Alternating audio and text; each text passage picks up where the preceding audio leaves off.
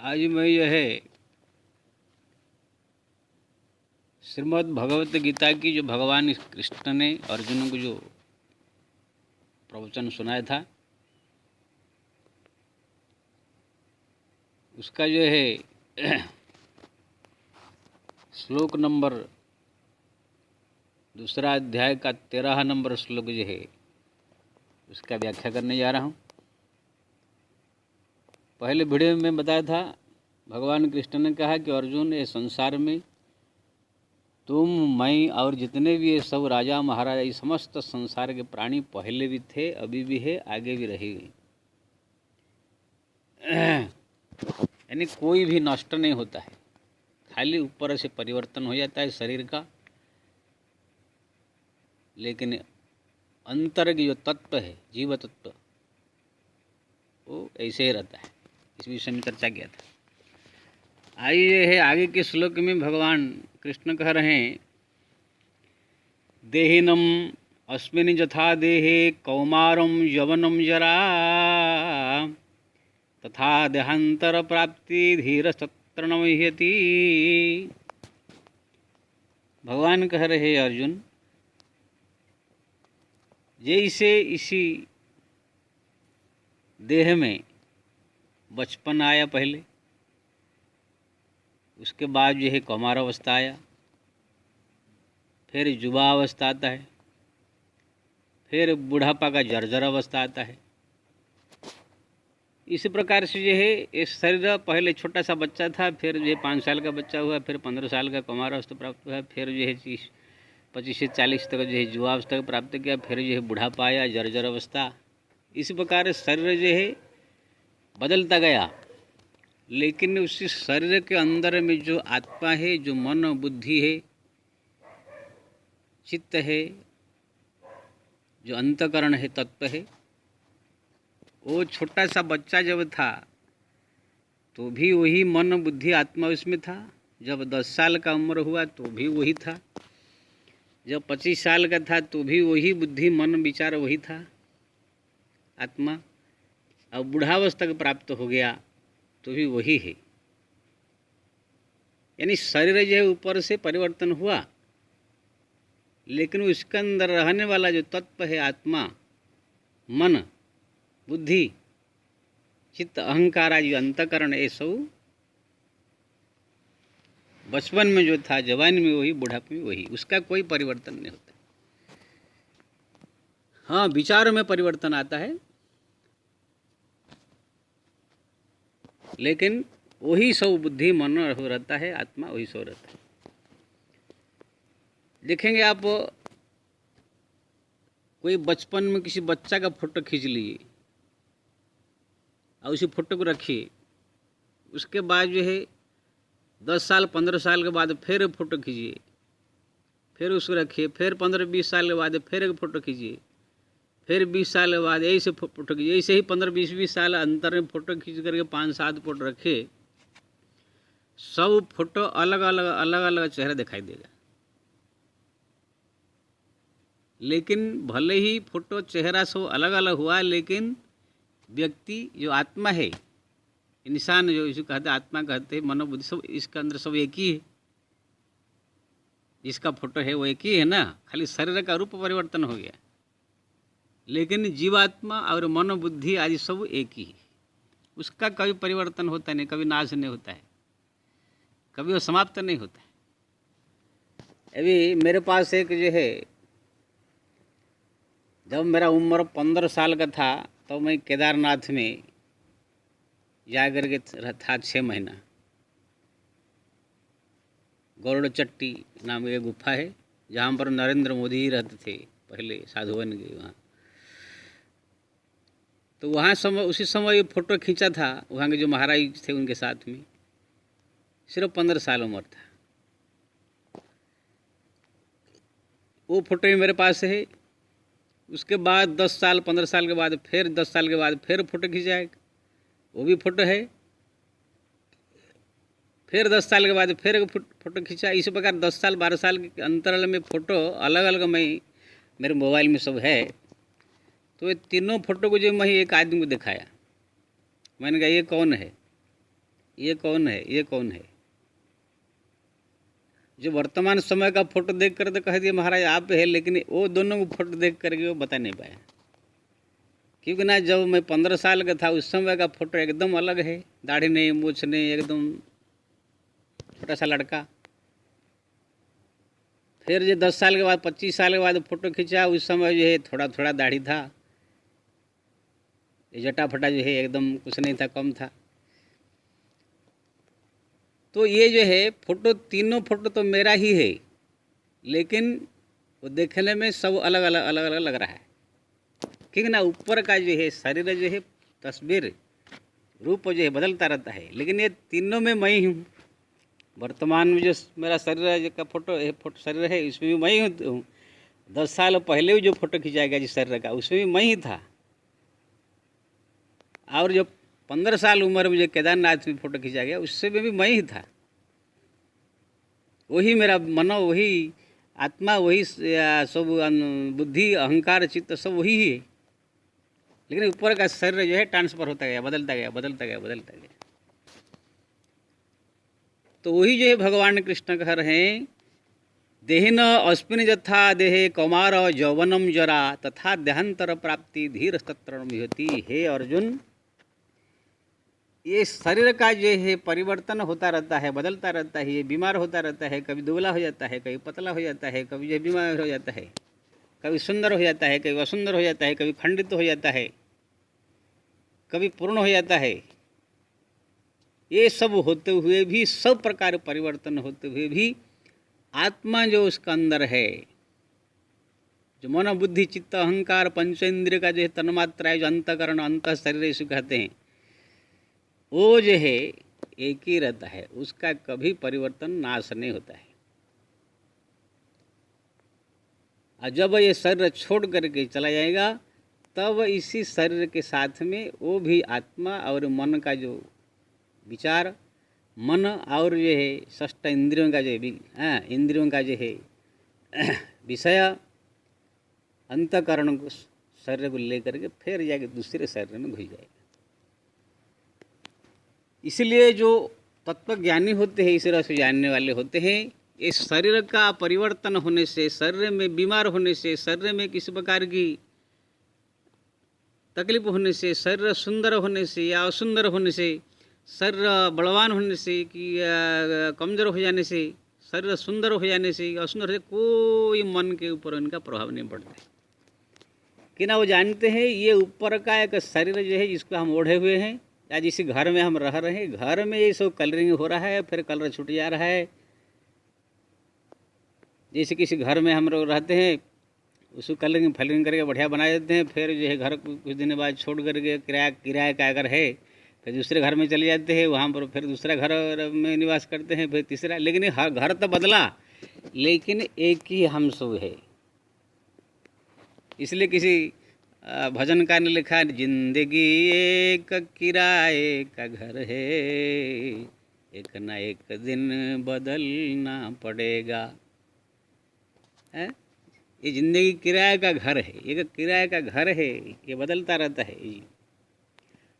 इसलिए हम लोग को जो है इस मुख्य रूप में जो है ये भगवान कृष्ण का कहना है, तुम जो सोच रहे हो ये भीष्म द्रोणों का, ये जो द्रोण कृपाचार्य, जितने भी आपके रिश्ते नाते, ये सब जो है, मैं अगर इन लोग को बाण मार दूंगा, शरीर इनका नष्ट हो जाएगा, गर्दन कट जाएगा, इन लोग को मृत्यु प्राप्त हो जाएंगे, ऐसे जो आप सोच रहे हो, ऐसे नहीं। ये खाली ऊपर का शरीर का परिवर्तन होगा, लेकिन उनके शरीर में से निकल करके आत्मा, मनो, बुद्धि, चित्त, अहंकार, ये सब निकल करके जाएगा, फिर नया के शरीर में वो लोग को प्रवेश करेंगे, नया शरीर प्राप्त होगा। तुम जो है मार नहीं सकते हो किसी को। अब तुम ही नहीं, संसार का कोई भी शक्ति से शक्तिशाली कोई वीर हो, जिसको काल कहते हैं, जमराज कहते हैं, वो भी जो है किसी को मार नहीं सकता है। ठीक ना, ये जीवात्मा जो है परमात्मा का अंश है। इसी कारण से जैसे परमात्मा अजर है, अमर है, अविनाशी है, ऐसे ही जीव भी जो है अजर है, अमर है, अविनाशी है। वो तो केवल भगवान ने लीला किए हैं, सृष्टि किए हैं, इसलिए इस जीव को जो है कुछ मनो बुद्धि चित्त अहंकार साथ में कुछ माया प्रेषण करके उसको जो है मोहित करके ये संसार में जो है फंसाए हुए हैं। ये संसार में माया में वशीभूत होकर के इसी शरीर को जो है ही मैं मान लेता है। ये संसार का सब वस्तुओं को ही मेरा मान लेता है। शरीर मैं हूँ इसे मान लेता है। इसलिए शरीर को कोई गाली दे देवे तो सोचता है कि मेरे को गाली दे दिया। शरीर को कोई दुख पहुँचा देवे सोचता है कि मेरे को जो दुख पहुँचा दिया। शरीर का अपमान हो जाए सोच लेता है मेरा अपमान हो गया। शरीर को अगर सम्मान मिल जाए सोचता है कि मेरा बहुत सम्मान संसार में इज्जत है। ये जितने मान सम्मान अपमान इज्जत सुंदरता असुंदरता दुख सुख है शरीर के प्रति है, ये सब शरीर का ये धर्म है। ये नाशवान शरीर का ये सब गुण है। आत्मा का इसके साथ कोई संबंध नहीं है। इसलिए जो बड़े बड़े संत महापुरुष होते हैं, ज्ञानी होते हैं, ये शरीर में चाहे अपमान हो चाहे मान हो, चाहे कितना बड़ा पद प्राप्त हो जाए, चाहे नीच पद प्राप्त हो जाए, तो भी इसमें वो कभी दुखी सुखी नहीं होते हैं। इसलिए भगवान ने कहा कि मान अपमान समः, मान में अपमान में सब में सम रहता है जो मेरा ज्ञानी भक्त होता है। लेकिन जो अज्ञानी है, जानता नहीं इस रहस्य को, इस शरीर को ही कुछ हो जाए तो सोचते हैं कि अरे मेरा अपमान हो गया, मेरे को दुखी कर दिया, मेरा जो है शरीर कट जाए तो मैं कट गया, ये सोचता है। लेकिन है कभी कभी वो भी ज्ञान की बात ही करता है, लेकिन उसका रहस्य नहीं समझता है। जैसे आपका अंगुली कट जाए, शरीर का हाथ का कोई अंगुली कट जाए तो कोई नहीं कहता है कि मान ली राम का अंगुली कट गया, तो कोई नहीं कहता है कि राम कट गया, ऐसे नहीं कहता है। राम का अंगुली कट गया, राम का हाथ कट गया, राम का शरीर बीमार हो गया, ऐसे कहते हैं। यानी राम का अंगुली कट गया मतलब राम से अंगुली अलग है। राम का अंगुली, जैसे आपका घर, राम का घर, राम का जो है मकान, राम का ये खेती, यानी खेती से राम अलग है, घर से राम अलग है। ऐसे ही राम का अंगुली मतलब राम ऐसे अंगुली से अलग है। राम का शरीर यानी राम ऐसे शरीर से अलग है। ऐसे सुरेश मान लीजिए, सुरेश का घर है, यानी सुरेश और घर अलग अलग हुआ। ऐसे ही सुरेश का अंगुली, सुरेश का हाथ, सुरेश का शरीर, तो सुरेश और शरीर से अलग है। सब ऐसे कहते हैं, लेकिन उसके अंदर गहरा प्रवेश न होने के कारण लोग जो है अपनी कही हुई बात को ही नहीं समझ पाते। यानी कि ये शरीर जो है एकदम शरीर आत्मा से अलग है। इसको चाहे दुख हो, चाहे सुख हो, चाहे मान हो, चाहे अपमान हो, चाहे सम्मान हो, चाहे बीमार हो जाए, चाहे स्वस्थ हो जाए, चाहे दुखी हो सुखी हो, जो कुछ शरीर में परिवर्तन आता है, जो कुछ होता है, ये आत्मा से इसका कोई संबंध नहीं है। लेकिन इसका मतलब नहीं है कि आपके शरीर को कोई अपमान कर दे, कोई आपको सम्मान कर, कोई आपको दुखी कर दे, आपके शरीर को आघात कर दे तो आप कुछ न कहे भाई मैं तो आत्मा हूँ, मैं शरीर नहीं हूँ, मेरा शरीर चाहे कुछ भी हो जाए, कोई अपमान कर दे, कोई भी काट देवे इसको, कोई भी दंड दे दे, जो हम कुछ नहीं कहते, मैं तो आत्मा हूँ, इसे कहा करके बेवकूफ़ी वाला काम नहीं करने का। कहते ना मूर्ख है, इसे है ज्ञानी, इसको मूर्ख ज्ञानी कहते हैं। बोलेंगे मैं तो आत्मा हूँ, शरीर नहीं हूँ, शरीर से अलग हूँ। अगर कोई जलाने के लिए आए, कोई मारने के लिए आए या कोई दंड दे तो भी वो सोचते हैं कि मैं तो आत्मा ही सोच करके वो कुछ करते नहीं, वो दंड दे करके या वो अपमान करके या कुछ ना कुछ उल्टा पुल्टा नुकसान पहुंचा कर चला जाता है। नहीं, ऐसे नहीं। भले ही हम आत्मा शरीर से अलग है, शरीर के अंदर हम रह रहे हैं, आत्मा बिना शरीर रह नहीं सकता है। आत्मा जो है ये शरीर छूटेगा तो फिर सूक्ष्म शरीर में जाएगा, सूक्ष्म शरीर से फिर स्थूल शरीर में आता है। 3 प्रकार शरीर, स्थूल शरीर, सूक्ष्म शरीर, कारण शरीर। ये स्थूल शरीर में रहता है, लेकिन ये जब छूट जाएगा फिर सूक्ष्म शरीर धारण करके जो है वो जा करके जहाँ रहेगा हो रहेगा। तो जैसे हम किसी घर में रह रहे हैं, उसी घर को कोई भी आए पत्थर मार देवे, शीशा तोड़ देवे, उसी घर को जो है कोई आकर हथौड़ी से मार करके तोड़ देवे, कोई घर में कोई थूक देवे, वो घर में कोई कचरा गोबर फेंक दे, तो आप क्या सहन करेंगे? नहीं। जैसे घर में रह रहे हैं तो घर का भी सुरक्षा करना आपका फर्ज है। कोई आए घर में अगर नुकसान करता है, कोई तोड़ फोड़ मचाता है, तो आप भी वहाँ पर जा करके उनको दंड दे करके जो है उनको हटाना चाहिए। ऐसे ये शरीर में हम लोग निवास कर रहे हैं आत्मा, इसलिए कोई व्यक्ति दुश्मन या कोई ऐसे व्यक्ति संसार का कोई प्राणी भी अगर नुकसान पहुंचाता है, उसको दंड देता है, मान अपमान करता है, परेशान करता है, तो उसका प्रतिकार करना भी ये कर्तव्य है। हाँ, जो अचानक आ गया, प्राकृतिक आपदा आ गया, प्राकृतिक कोई बीमारी आ गया, प्राकृतिक कोई ऐसे घटना घट गया जिससे मानव अपमान जो कुछ हुआ, ये तो फिर प्रकृति का ये है, ईश्वर प्रदत्त है, ये कहो मानो जो भी, उससे तो आप कुछ नहीं कर सकते हो। उसको जो है अपना कर्म अपना फल समझ करके उसको सहन करने का, और उसी समय यही ज्ञान अच्छा काम आता है कि जो हो तो कोई बात नहीं, शरीर है, मेरा रहने वाला हमें शरीर का अपमान हुआ, शरीर का नुकसान हुआ, हाँ, और ये कोई किसी ने तो किया नहीं, ये प्रकृति अपने कर्म फल के अनुसार ये मिला, इस सोच करके संतोष करके अपने को दुख को सहन करना चाहिए। लेकिन कोई बाहर वाला आकर के आपको अगर कोई इंसान कोई पशु पंछी आपको अगर दुख पहुंचाता है, आपके शरीर को नष्ट करना चाहता है, तो वहाँ पर सामने खड़े होकर के उसका प्रतिकार करना चाहिए। क्यों ना, जिस घर में आप रह रहे हैं उसी घर को जो है रक्षा करना भी हमारा फर्ज है। जिस कपड़ा को पहन रहे उसी कपड़ा को कोई फाड़ने लगे तो आप उस कपड़ा को भी रक्षा करना आपका फर्ज है ना। जो वस्तु हमारे पास है उसका रक्षा करना भी हमारा फर्ज है, और हम स्वयं का भी रक्षा करना हमारा फर्ज है। तो ये शरीर में जब हम निवास कर रहे हैं, इसी शरीर हमारा घर के जैसा है, ये शरीर के द्वारा ही हम सब कुछ चल रहे, फिर रहे, बातचीत कर रहे हैं, अपना जीवन बिता रहे, तो ये शरीर का सुरक्षा भी हमारा कर्तव्य हो जाता है। ये नहीं कि कोई आगे नुकसान पहुँचाए तो भी हम बोलेंगे हम तो आत्मा है, हमको क्या। ऐसे कितने मूर्ख लोग को देखा हूँ, इसका फ़ायदा उठा कर कुछ मूर्ख लोग कहते हैं अगर तुम शरीर नहीं हो, आत्मा हो, तो मैं आग लगाता हूँ, तो आगे जलाते हैं। तो एक बार ऐसे ही मैं इसके बारे कह दिया था, तो एक जो है आदमी आकर माचिस जला कर मेरे उछलने लगा, तो एक झापड़ उसको दिया।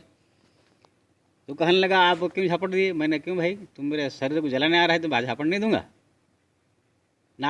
आप तो शरीर से अलग है, आत्मा कह रहे हैं शरीर नहीं है, फिर भी ये क्यों मार रहे हैं? मैंने कहा अरे शरीर से मैं अलग हूँ, लेकिन मेरा शरीर है कि नहीं है? मैं तो इससे अलग हूँ, जैसे मेरा घर है, मैं घर नहीं हूँ, घर के अंदर रहने वाला हूँ। तू मेरा घर को आकर नुकसान पहुँच जाएगा, मेरे घर को आकर तोड़फोड़ मचाएगा, तो मैं छोड़ूंगा तुमको? ऐसे ही मेरा शरीर है, परमात्मा का दिया हुआ है, इसमें मैं निवास कर रहा हूँ। ये दुर्लभ मानव शरीर है, इससे 100 प्रकार की साधना हो सकता है। तुम इसको जलाना चाहता है तो क्या एक झापड़ के और 4 झापड़ पड़े, तब जाकर उसको समझ में आया। तो इसी प्रकार बहुत सारे जो है नास्तिक लोग है, जब आप कहोगे मैं आत्मा हूँ, शरीर नहीं हूँ, शरीर से अलग हूँ, शरीर का अपमान होता है, शरीर का ही दुख सुख होता है, निंदा अपमान होता है, सम्मान होता है।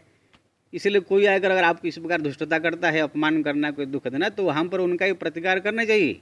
अब बोलना चाहिए भाई मैं शरीर नहीं हूँ, लेकिन शरीर के अंदर मैं रहता हूँ, इसलिए इसका सुरक्षा करना ही मेरा कर्तव्य है। तो इसी प्रकार से जो है भगवान ने जो है कहा, हे अर्जुन, शरीर का परिवर्तन होता है, मृत्यु होता है, ये आत्मा जो है अजर है, अमर है। ये शरीर को दुख होने से, सुख होने से, अपमान होने से, मान होने से, कुछ भी होने से आत्मा का इसमें कोई संबंध नहीं है।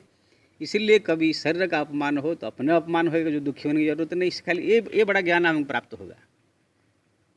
अगर शरीर का अपमान हो गया किसी कारणवश, तो बस ये सोचिए कि हमारा अपमान, ये शरीर एक दिन जल जाएगा अपने हाथ से, इसका अपमान हुआ, फिर हम जाके दूसरे समय में प्रवेश हो जाएंगे।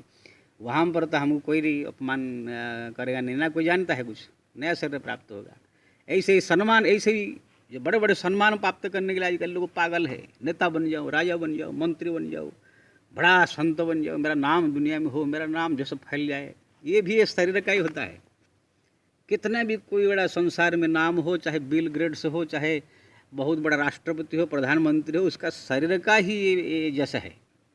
जैसे मर जाएगा, शरीर जल जाएगा, फिर उसके साथ साथ वो शरीर का उसका पदवी भी नष्ट हो गया। वो जाकर फिर दूसरे कहाँ पर जन्म होगा शरीर में, तो वहाँ पर कोई नहीं कहेगा कि ये बिल गेट्स था, कि ये राष्ट्रपति था, कि प्रधानमंत्री था, कुछ कोई नहीं कहेगा। जब तक ये शरीर में है, इसी शरीर का मान सम्मान इज्जत है। जब ये शरीर छूट जाएगा, दूसरे शरीर धारण करेगा, उसी शरीर में कोई फिर सम्मान मान इज्जत यहाँ का नहीं मिलेगा। जैसे इंदिरा गांधी भारत का प्रधानमंत्री थी, अब वो मर गई, वो जाकर कहाँ और किसी घर में लड़की या लड़का या कुछ भी बन के पैदा होगी, तो वहाँ पर कोई उनको प्रधानमंत्री का सम्मान नहीं देता होगा। अगर अच्छा कर्म की होगी तो मनुष्य रूप में पैदा होगी, नहीं तो दूसरे कुत्ता बिल्ली कुछ बनी होगी तो वहाँ भी और अपमान होता भी होगा। अगर मनुष्य शरीर मिला होगा तो वहाँ पर जो उनके घर में जो खाना पीना खा करके साधारण इंसान जैसे रहती होगी, कोई वहाँ पर जाकर उनको प्रधानमंत्री या कहा करके उनको पुकारता नहीं होगा। इसलिए जैसे जड़ भरत जो है हमारे पहले जन्म में जो है वो भारत के सम्राट थे भरत महाराज, लेकिन जा करके ब्राह्मण घर में पैदा हुए, पहले हिरण हुए फिर ब्राह्मण घर में पैदा हुए। अब ब्राह्मणों घर में जा करके जो है साधु संत बन करके भीख मांग के खा रहे थे, लेकिन उनका यहाँ पर जो है भरत महाराज करके जय जयकार हो रहा था, अब वो उधर भीख मांग रहे हैं। तो इसी प्रकार से जो है ये शरीर का बड़े बड़े मान सम्मान भी शरीर का होता है, अपमान भी शरीर का होता है। एक ज्ञान अगर किसको हृदय में आ जाए तो जो जस प्रतिष्ठा मान के लिए सब लोग जो दौड़ रहे हैं, मर रहे हैं, मेरा संसार में नाम हो जाए, मेरा प्रतिष्ठा हो जाए, उसके चक्कर में पड़ गए कितने भजन साधन सब भूल जाते हैं। अब प्राय तो मैं देखता हूँ हमारे साधु संत से लेकर के बड़े बड़े लोग तक ये सम्मान पाने के लिए, संसार में मेरा नाम, टीवी चैनल में आने के लिए, टीवी समाचार में आने के लिए, संसार में नाम के लिए प्राय 99% आधा 99.5 लोग व्यक्ति जो है कोशिश कर रहे हैं हमारे संसार में नाम हो जाए, और उसी चक्कर में पड़ करके भक्ति भजन पूजा पाठ जप तप सब भूल जाते। क्योंकि ना संसार का नाम प्रतिष्ठा अगर बहुत आया तो फिर तपस्या नष्ट होगा, भजन। इसलिए तुलसीदास जी ने लिखा, लोक मान्यता अनल सम कर तप कानन दाहू। लोगों की प्रतिष्ठा जब होगा, वाह लोग करेंगे, बहुत सारे भीड़ भाड़ होगा, लोग को यहाँ पर ज़्यादा आएंगे, फिर जो है आपका भजन भक्ति छूट जाएगा, उनसे मिलते जुलते आपका सब साधना खत्म हो जाएगा। इसलिए तुलसीदास जी ने और एक बार लिखा जगह, शुद्ध वित्त लोक ईसना तीनी कही करमती है कृतन मलिनी। लोकेशणा यानी लोक में प्रतिष्ठा एक कीड़ा के समान है। यही से कोई लकड़ी में कीड़ा लग जाता है तो उसको पूरी तरह से खोखला कर देता है। यही से ही जिसको प्रतिष्ठा का मोह लग गया, वो प्रतिष्ठा के पीछे पागल होकर के दिन रात जो है यही से ही पूरा जीवन को नष्ट कर देता है, भगवान से दूर हो जाता है। इसलिए हमारे बड़े बड़े संत महापुरुष ऐसे हुए, कबीरदास जी हुए, जब उनका ज़्यादा प्रतिष्ठा बढ़ने लगा तब जो है अपने को जो है लोगों से बचाने के लिए कि बेश्या के साथ में कांध मिलाया करे, काशी के बाजार में घूमे। उस दिन से कोई उनके पास आया नहीं, तब उनका बढ़िया से भगवान के साथ भजन हुआ है। ये रिद्धि सिद्धि ज़्यादा लोक प्रतिष्ठा माया जो है एकदम माया का रूप है। इसलिए तुलसीदास जी ने आगे भी लिखा है कि जब कोई संत का भगवान के भक्ति में मन लग जाता है तो माया करके वहाँ पर जो क्या करती है, विघ्न डालना चाहती है। छोर न ग्रंथि जान खगर आया, विघ्न अनेक करई तह माया। क्या करती है, रिद्धि सिद्धि प्रेरे बहु भाई, बुद्धि लोक दिखावई आई। रिद्धि सिद्धि बहुत उनके शरीर में आगे पहुँच जाएगा, जिसको छू देगा उनका काम पूरा हो जाएगा, जिसको आशीर्वाद देगा उनका काम हो जाएगा, जिसको जो बोल देगा हो जाएगा। जब इसी प्रकार के सब होगा तो लाखों लोग उनके पास आएंगे, नाम प्रतिष्ठा चारों तरफ फैल जाएगा। तो क्या होगा, नाम प्रतिष्ठा तो होगा लेकिन भगवान से वो दूर हो जाएगा।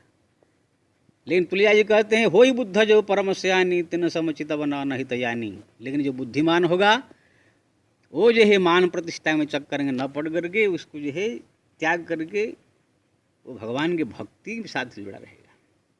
वो सब कुछ जानते हुए शक्ति उनके पास होगा, किसको अभिशाप दे सकता है, किसको वरदान दे सकता है, चमत्कार कर सकता है, लेकिन फिर भी वो दुनिया को दिखाएगा नहीं।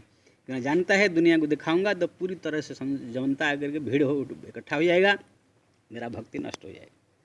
तो ये जो मान प्रतिष्ठा के लिए लोग पागल हो रहे हैं, ये ज्ञान अगर इसको प्राप्त हो जाए, भगवान कृष्ण ने आज ही कहा कि जो कुछ ही मान प्रतिष्ठा अपमान सब इसी शरीर का होता है।